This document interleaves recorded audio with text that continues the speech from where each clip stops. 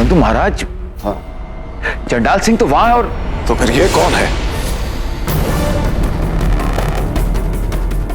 राजगुरु जी, इन दोनों में से एक अय्यार है, पता लगाइए कौन है। जी महाराज।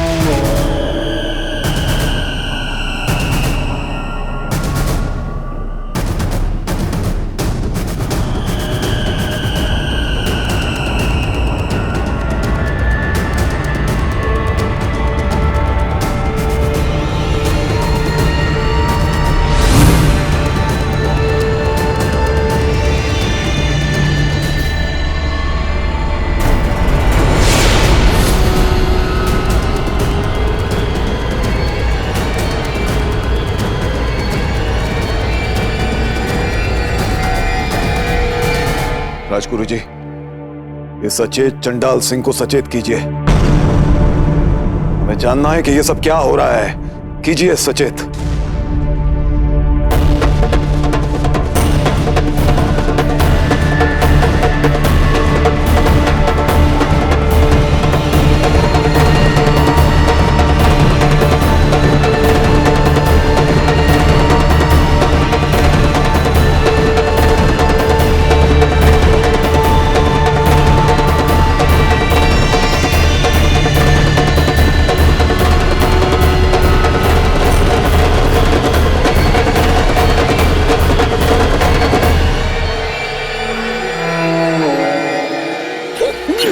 मारो मारो मारो मारो।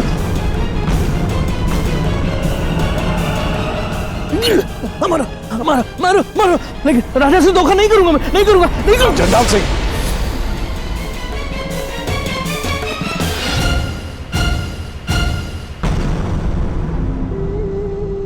महाराज, आप स्वयं मेरे सामने।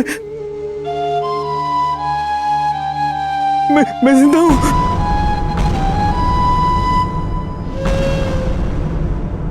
महाराज के सामने हूं। तेरा लाख लाख धन्यवाद भगवान, तेरा लाख लाख धन्यवाद।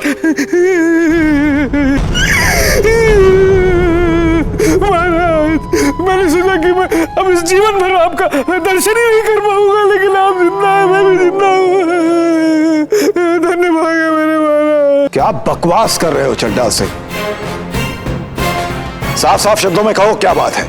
तुम मूर्छित अवस्था में जंगल में पाए गए। मूर्छित? हाँ, मैं मूर्छित था। तो मैं यहां कैसे आ गया?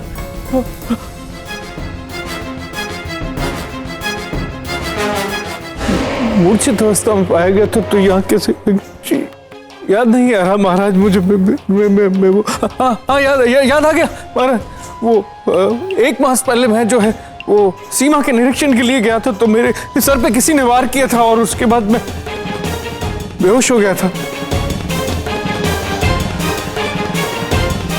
के बाद जब मेरी आंख खुली तो मैंने देखा कि मुझे कुछ लोगों ने कैद कर दिया और उन्होंने मुझे मारना शुरू कर दिया और उन्होंने बोला कि तुम्हें राजा के विरुद्ध जो है विरोध करना होगा। मैंने कहा नहीं, सर कटा लूंगा लेकिन विरोध नहीं करूंगा। लेकिन मैं भूल जा रहा हूँ, मैं और क्या बोलूं। फिर मुझे मौका मिला और मैं भाग के आ गया। जंगल में भाग रहा था। मैं फिर भूल गया। शायद मैं कमजोरी की वजह से वहां गिर गया और फिर मैं शायद यहाँ आ गया। मुझे याद नहीं आ रहा महाराज।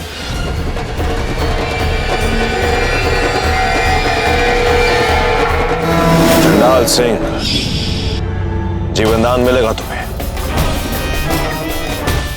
मृत्यु दंड से बचाया जाएगा, परंतु तुम्हें हमारा वफादार बन के रहना होगा। जैसा हम कहेंगे वही करना होगा, जो हम बोलेंगे वही सुनना होगा।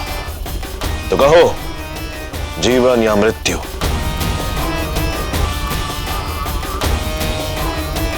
मैं वही करूंगा जो आप कहेंगे। जीवन जीवन। तो आज से तुम राहुकाल के सेवक हुए चंडाल सिंह।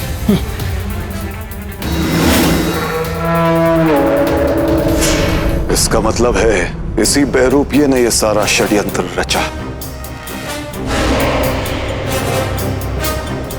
सेनापति जैसे दिखने वाले आदमी के साथ इसी ने योजना बनाई।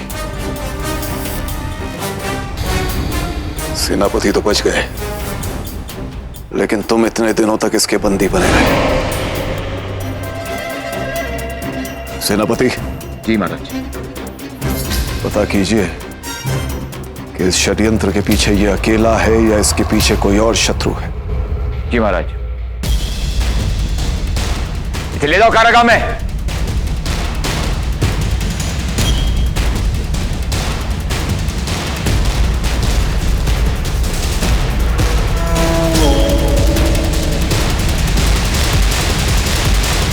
महाराज, मैं आपके विचार से सहमत हूं, परंतु एक बात कहना चाहूंगा। क्या?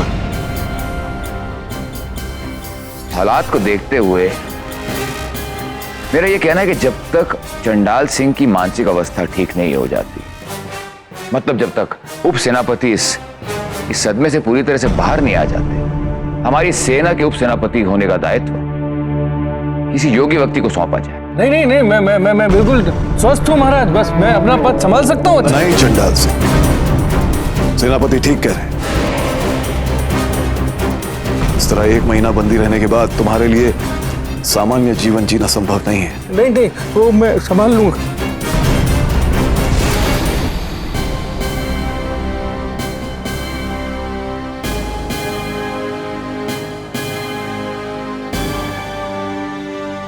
वीर।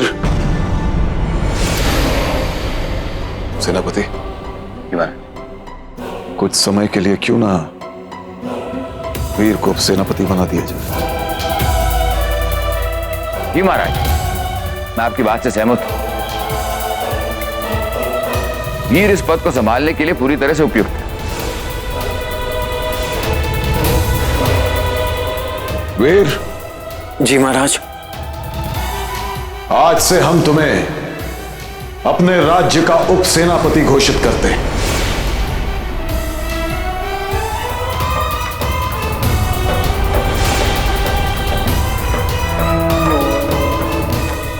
महाराज क्षमा करें, पर मैं इस पद के योग्य नहीं।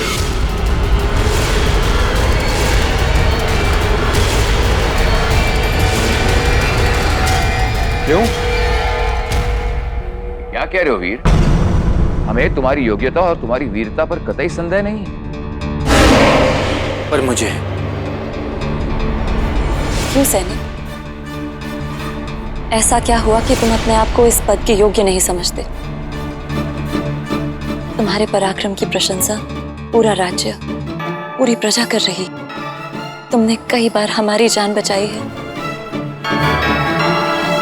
तो तुम्हें खुद पर संदेह क्यों है? क्योंकि केवल पराक्रम इस पद के लिए मापदंड नहीं। मुझ में वीरता हो सकती है, पर व्यवहारिक गुण बिल्कुल नहीं। मुझे अच्छे बुरे की समझ नहीं। मुझे कोई भी आसानी से चल सकता है। किसी की भी बात पर मैं जल्दी विश्वास कर लेता हूं। महाराज, ये मेरे अवगुण हैं, जो इस पद के लिए बिल्कुल उपयुक्त नहीं है।